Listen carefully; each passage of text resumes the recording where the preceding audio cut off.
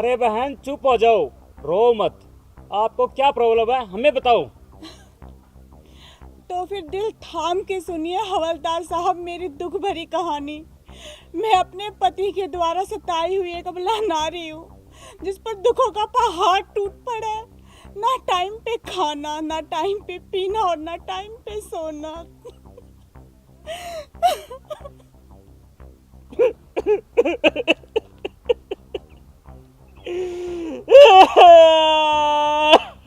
अरे छोटे भाई, तुम्हें क्या हुआ? तुम क्यों रोने लगे? अरे भाई बड़े, इस औरत की बात सुनकर मुझे मेरी पत्नी की याद आ गई। क्यों, तेरी पत्नी कौन सी मर गई? भाभी तो अभी जिंदा है।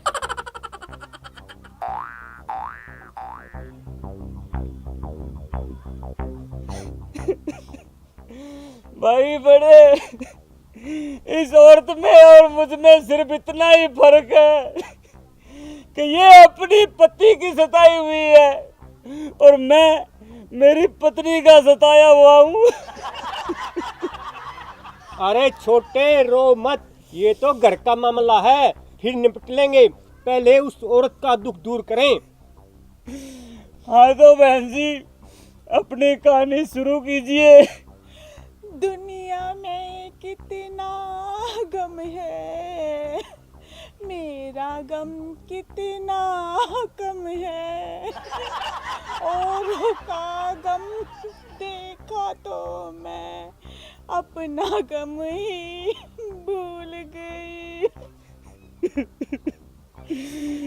रुकिए नहीं, शुरू रखिए अपने गम को। आखिर हम किस मर्ज की दुआ है। बहन जी, और बताओ क्या जुल्म हुआ है आप पर? हवलदार साहब, मेरा पति रोज शराब पीकर मुझे सुबह शाम पीटता है और खाने को कुछ भी नहीं देता, और आप पेट भर के खाता है। और अगर कोई पड़ोसी मेरी मदद करता है ना, तो उसकी भी पिटाई करता है वो। हवलदार साहब, बहुत जालिम आदमी है वो। आप चिंता मत करो बहन, जब हमारे डंडे उस जालिम पर पड़ेंगे ना, वो तो चूहे की तरह घर में घुस जाएगा। चलो मेरे साथ। कहाँ है वो हरामी? खींच के लाता हूँ मैं उसे। हवलदार साहब, आगे तो सुनिए। हाँ, बी कंटिन्यू बहन जी, बी कंटिन्यू।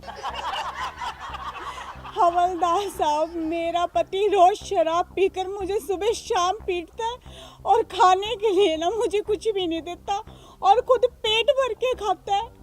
और यहाँ तक कि अगर कोई पड़ोसी मेरी मदद के लिए आगे आता है ना, तो उसकी भी पिटाई करता है। हवलदार साहब, मेरा पति बहुत जालिम आदमी है। पूरा मोहल्ला डरता है उससे।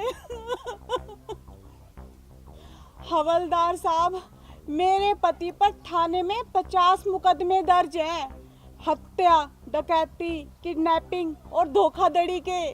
वो बहुत बड़ा गुंडा है, बहुत बड़ा। लोग उसके नाम से थर थर कांपते हैं, थर थर। आप लोग मेरे साथ चलिए और उसे गिरफ्तार कीजिए।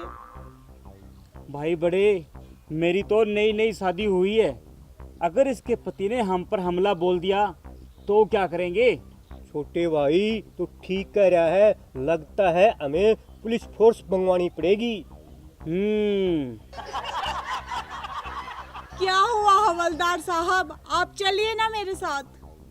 2 मिनट रुको बहन जी, हमें अपना प्लान तो तैयार करने दो। किस तरह पीटना है उसे?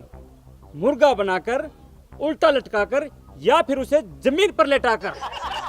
हवलदार साहब, आप ना उस कमीने को जमीन पर लिटा कर ही पीटना, क्योंकि वो भी मुझे जमीन पर लिटा कर ही पीटता है। वैसे बहन जी, आपके पति का नाम क्या है?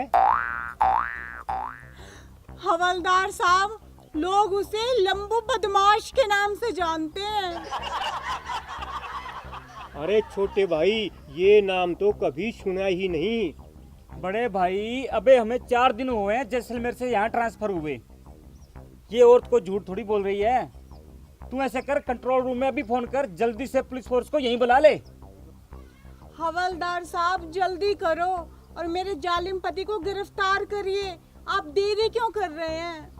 बहन जी, हम देरी नहीं कर रहे, हम अपने फायदे की सोच रहे हैं। जब हम दो बहादुर उस जालिम इंसान को गिरफ्तार करेंगे, हमारी खबरें टीवी पर चलेगी, अखबारों में छपेगी, हमारा प्रमोशन हो जाएगा, मैं हवलदार बन जाऊंगा और बड़े भाई साहब एसएचओ बन जाएंगे। मैं एसएचओ बन जाऊंगा, फिर तो हमारी तरक्की पक्की। हवलदार साहब, वो मेरा जालिम पति इधर ही आ रहा है।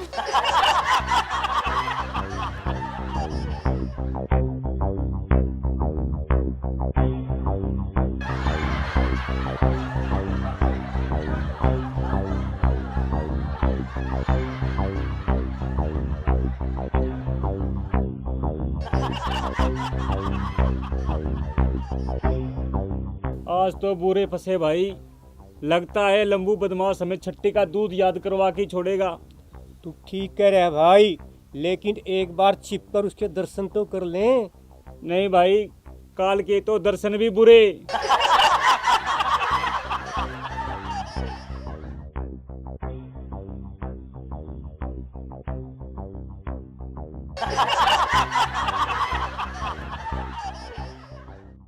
अरे बड़े भाई, लगता है ये तो इसका बेटा है।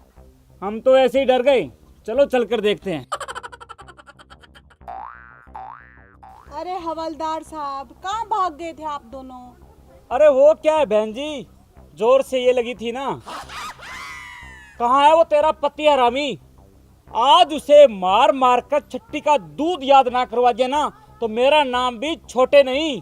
हमारा नाम सुनकर बड़े बड़े बदमाश पेंट में सूसू कर देते हैं। उस हरामी की तो औकात ही क्या है। कहाँ है वो? हवलदार साहब, आ तो गया मेरा पति। कहाँ है हरामी? लगता है साला हमारा नाम सुनकर भाग गया। भागा नहीं है हवलदार साहब, ये रहा मेरा पति मेरी गोद में, लंबू बदमाश। क्या ये है तुम्हारा पति? अरे मेरी डार्लिंग गुलाबो, इनको क्या हो गया? लगता है जी आपका नाम सुनकर ना दोनों बेहोश हो गए बेचारे। चलो घर चलते हैं।